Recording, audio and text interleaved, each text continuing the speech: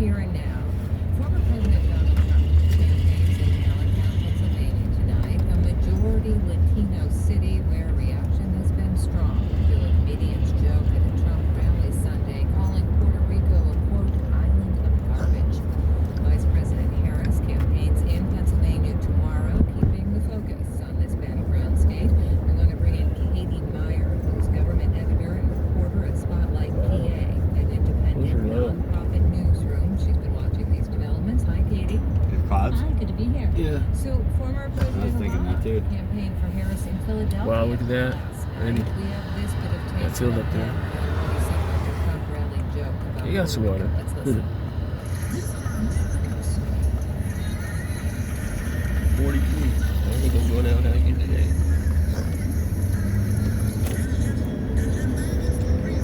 Our high's going to be tomorrow. Yeah, I know. So, Katie, how close is the race in Pennsylvania? And do you think this battle is going to be close? Sure. Well, it's a very close race by all indications. Like a little Right, piece of really fly not shit. until the election happens. But, in 2020, Biden won the state by less than 81,000 votes. So I think it's fair to say that it's close, and it will be close. And will this matter? I mean, I think in a race that is so tight, you can't discount anything. And, Pennsylvania has almost 500,000 people of Puerto Rican descent who live here. Many of them vote here. And so, in a close election, even, small shifts within a relatively small demographic group matters. And we have many more voters who are Latino in Pennsylvania. We've got, as you mentioned, Allentown's a majority Latino city. And so I think a lot of voters definitely do pay attention to comments like this, especially so close to the election. Last night, Trump's running mate, J.D. Vance, had some comments about the comedian's remarks. Let's listen. I haven't seen it. I'm not going to comment on the specifics of the joke, but I think that we have to stop getting so offended at every little thing in the United States of America. I'm so over it. Now, Katie, that message may resonate with Trump supporters. Why have Trump supporters talked about their support? We've talked to a lot of folks in all kinds of different ways in this election. We've talked to people who support Trump, people who support Harris, people who are sort of undecided. And in that, people who are supporting Trump or, maybe amenable to doing so. These issues that keep coming up are the economy, immigration. We're not a border state, we're far from it, but that's been, a huge topic among people who are a little bit conservative leaning here. So things like that, I think, are really top of mind for voters. But also, we've heard from a lot of voters who, even if they do, think that those things are compelling political issues, they have, reservations about Trump, and I think that's really the point that we're watching most closely. As you mentioned, President Biden narrowly won Pennsylvania in 2020, but you do have Josh Shapiro, a Democrat, as governor. Is there a message to the Democrats or the Republicans? I don't trust that place after I went in there and tried to flush it and it didn't flush. So I don't trust that place after I went in there and went to flush it and it just kept filling up. I didn't use it as somebody else, but his victory was against a fairly unusual candidate. We had a guy named Doug Mastriano who I don't know which way's quicker. I think these are both about the much same. more of a religious person, and that turned out to be a pretty unpopular message. The only place I know where I can go. So, in terms of, the results that Pennsylvania has seen in recent elections, the officials that it's elected, I think some elections are different than others. We can also look at our state legislature, which is divided, one of the new ones in the country. We have I don't know if it's up in the winter or not. state senate. You're going to be jumped when you get in there. House. So, Pennsylvania's just a very closely divided state. I don't know that it's a one-to-one comparison. I've never seen anybody in there, but The race could come down to You don't know about that side of the park, and you don't know with what the people that is coming to their country nowadays.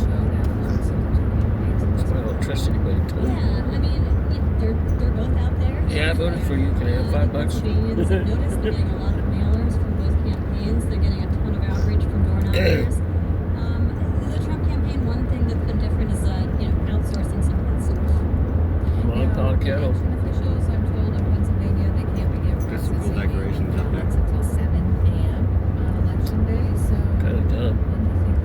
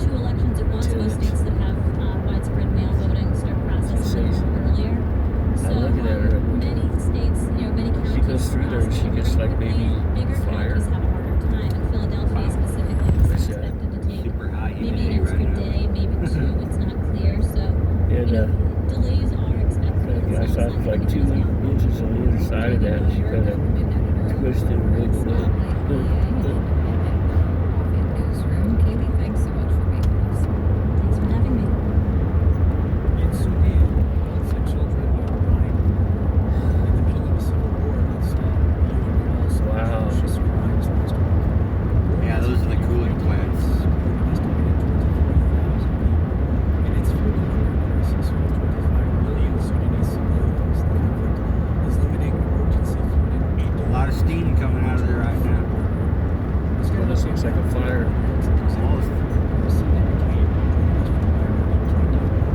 Thank you. Thanks for having me, and thanks for covering this issue.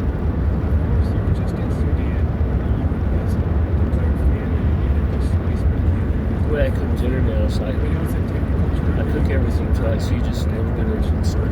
Very smart. It starts to burn, then it goes down.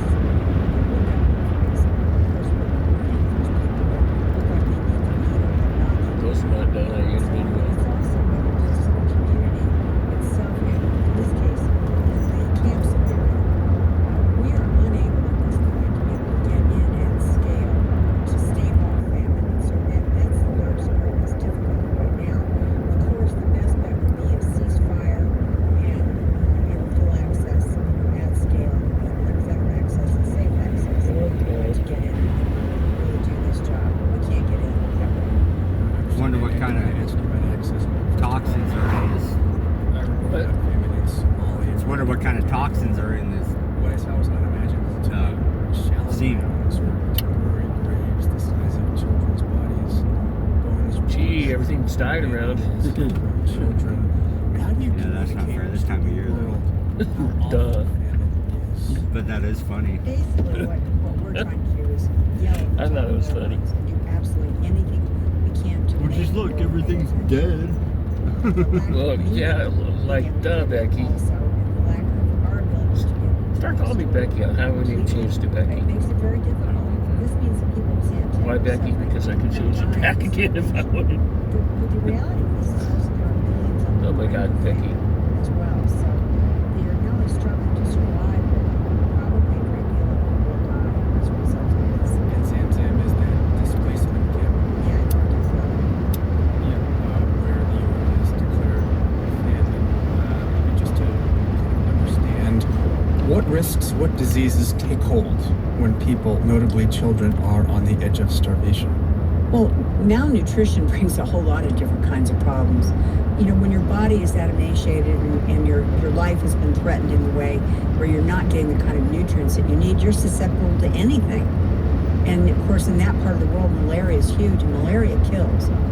So it's a particular problem for all of it. But once again, it's very difficult to get the data out of there because we can't get in. And the other agencies that do just that can't get in. Yeah. Well, let me ask about getting in. I understand there is at least one key border crossing that is now open from Chad next door. It's only open till mid-November. How do you maximize what you can get in a hurry? We can scale up at a moment's notice, and we have dispatched food assistance for about 360,000 people in Darfur across the Adre border.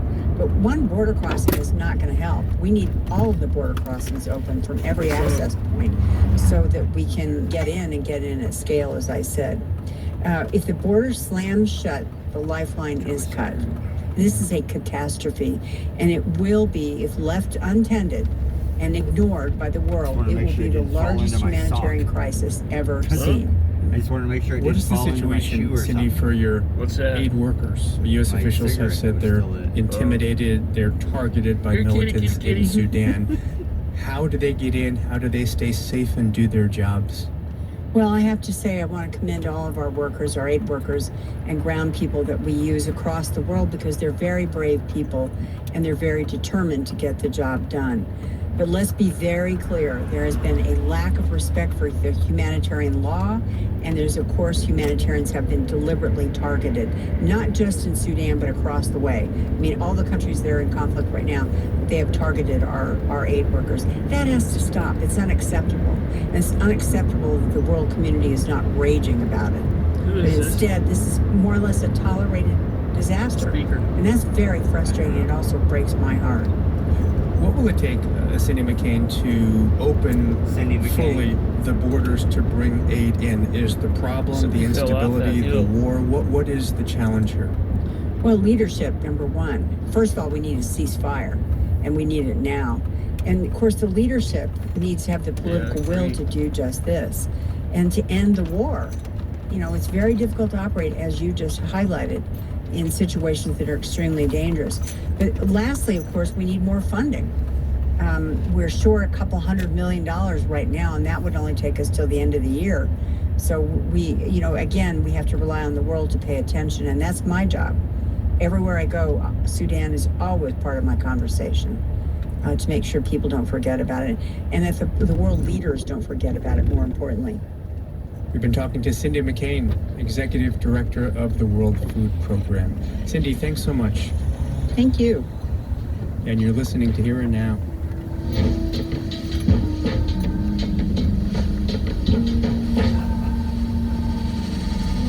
That guy.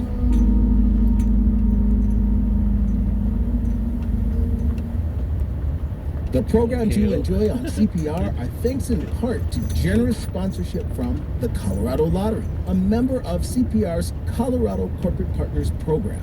The Colorado Lottery is committed to protecting open space, preserving wilderness, and strengthening communities by building parks, trails, and recreation centers. To date, the lottery's given more than $4.2 billion back to protect all the places Coloradans play. More at playoncolorado.com. On election night, if the vote is not overwhelmingly in his favor, Donald Trump will likely say the election was rigged. How do we know that? Because he's been saying it, and he's continued to say it. If the election's not rigged, we're going to win. Donald Trump's plan to win, even if he loses, next time on Today Explained. Join us for Today Explained from 12:30 to 1 on CPR News and KRCC. Just as bad as they are, then. You can support CPR with a gift of appreciated Sorry, I stocks voted for by him. electronically transferring them from your I should account have thrown to out my ours. ballots a little Please too let late us know now. if you do, so we I've can already thank you. registered. Learn more on the support page at cpr.org. Music to sharpen your focus. Tell your smart speaker to play CPR Classical.